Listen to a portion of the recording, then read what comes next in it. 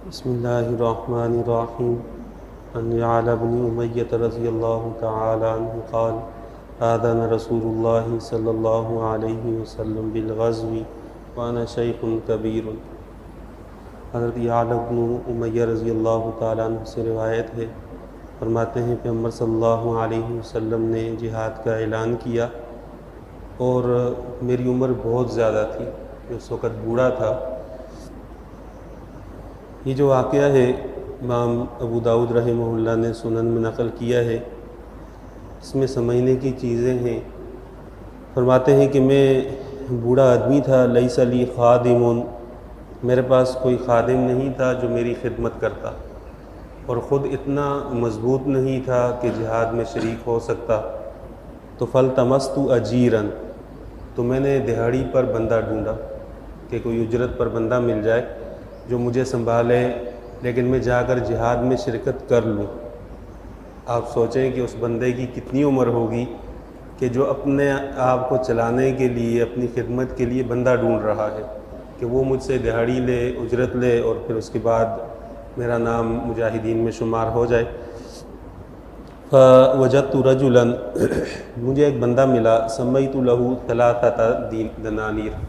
میں نے اس سے کہا میں آپ کو 3 دینار دیا کروں گا کہ آپ جائیں میرے ساتھ، جہاد میں شریک ہوں، میں جہاد میں شرکت کے لیے جا رہا ہوں،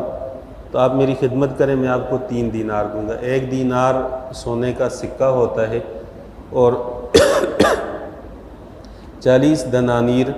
وہ 7.5 تولہ سونا کے برابر بنتے ہیں۔ تو فلما حضرت غنیمت،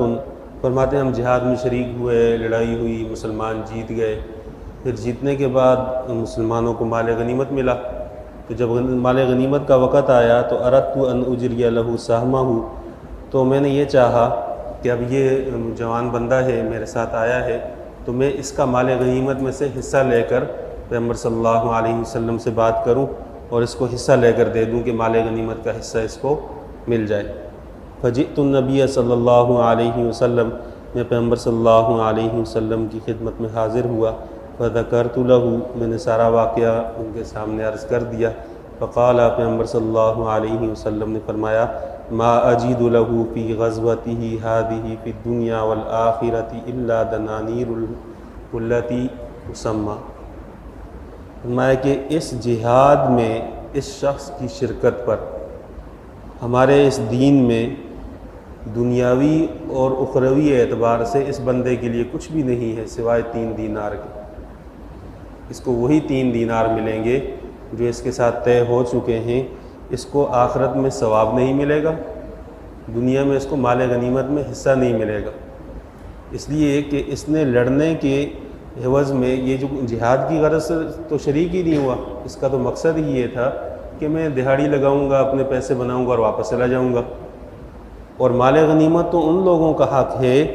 کہ جو جہاد میں شرکت کریں اس نیت سے کہ اللہ کا نام بلند ہو، پھر اس میں مال غنیمت مل جائے ٹھیک ہے، نہ ملے کوئی مسئلہ نہیں۔ تو یہ تو خاص طے کر کے آیا ہے کہ میں اتنی تنخواہ لوں گا، مجھے 3 دینار چاہیے، سونے کے سکے چاہیے، تو دنیا آخرت میں اس کے لیے میں دین میں اور شریعت میں کچھ نہیں سمجھتا۔ اس سے 2 باتیں معلوم ہوئیں۔ ایک تو یہ کہ صحابہ کا مزاج یہ تھا کہ جہاد کے معاملے میں کسی قسم کی غفلت برداشت نہیں کرتے تھے۔ اتنا بوڑھا آدمی جو خود چل نہیں سکتا، وہ اپنے لیے اجرت پر بندہ ڈھونڈ رہا ہے اور وہ جہاد میں شرکت کرنے کے لیے تڑپ رہا ہے، تو اس سے اندازہ لگائیں کہ ان کے دل کی کیفیت کیا تھی۔ اللہ تعالیٰ کی طرف سے جب فتوحات کے دروازے کھلتے ہیں تو سب سے پہلے یہ دل کی کیفیت بدلنا ضروری ہے، پھر اس کے بعد دروازے کھلنا شروع ہو جاتے ہیں کہ دل اللہ کی طرف متوجہ ہو اور دنیا سے بے رغبتی ہو، دنیاوی اغراض وہ اس پر غالب نہ ہوں، اللہ تعالیٰ نواز دیتے ہیں۔ دوسری بات کہ مال غنیمت کس شخص کو ملے گا؟ وہ بندہ جو تنخواہ لے کر، اجرت لے کر اگر جہاد میں شریک ہوتا ہے تو آخرت میں تمام فقہا کے نزدیک، محدثین کے ہاں، اس کا کوئی اجر و ثواب نہیں۔ یہ بات تو متفقون علیہ ہے۔ دنیا میں اس کو مال غنیمت کا حصہ ملے گا یا نہیں،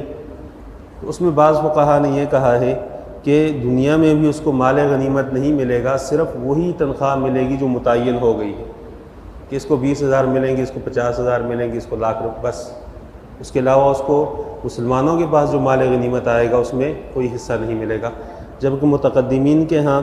طریقہ تقسیم یہ ہوگا کہ یہ دیکھا جائے گا یہ شخص جہاد میں شریک ہوا یا نہیں، یعنی لڑائی میں شریک تھا